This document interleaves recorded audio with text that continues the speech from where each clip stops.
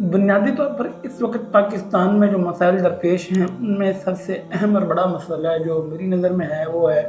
انسانی حقوق کی خلاف ورزیاں۔ بیسیکلی انسانی حقوق کی بنیادی خلاف ورزیاں جو سب سے بڑی ہیں وہ یہ ہیں کہ آپ کو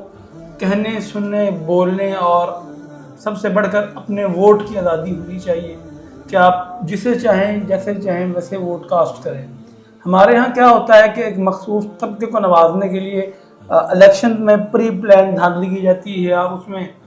ایک بہت بڑا جو سسٹم ہے وہ انوالو ہوتا ہے، اور آپ بخوبی جانتے ہیں سسٹم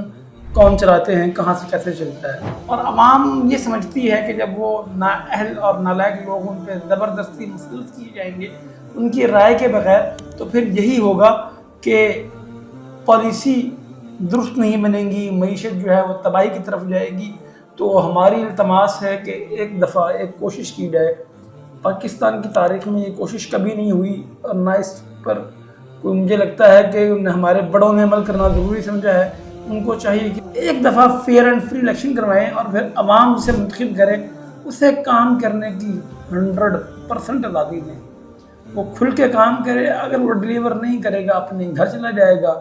اور اگر وہ ڈیلیور کرے گا تو دوبارہ اقتدار میں آ جائے گا۔